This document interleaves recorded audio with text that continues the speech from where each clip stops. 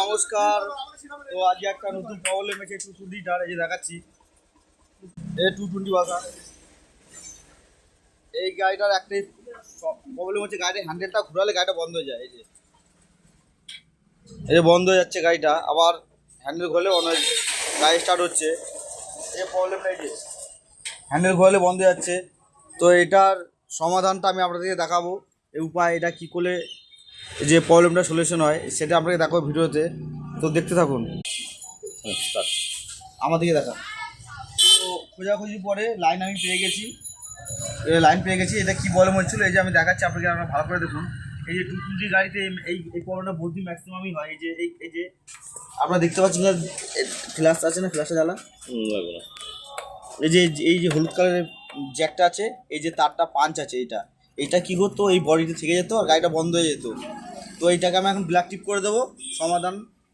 এই যে প্রবলেম সমাধান, এই যে প্রবলেমটা ছিল এটা সমাধান হয়ে যাবে। এই যেখানে ব্ল্যাক টিপ করে দেবো।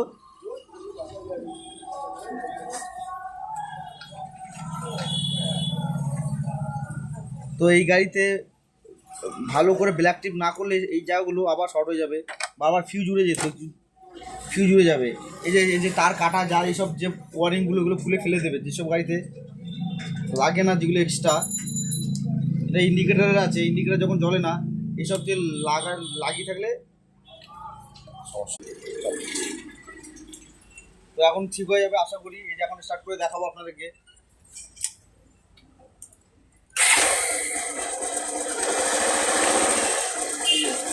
পুরো গাড়ি আমাদের দেখা, পুরো গাড়ি একদম পারফেক্ট গাড়ি করে দিয়েছি, একদম গাড়ির কোনো প্রবলেম হবে না।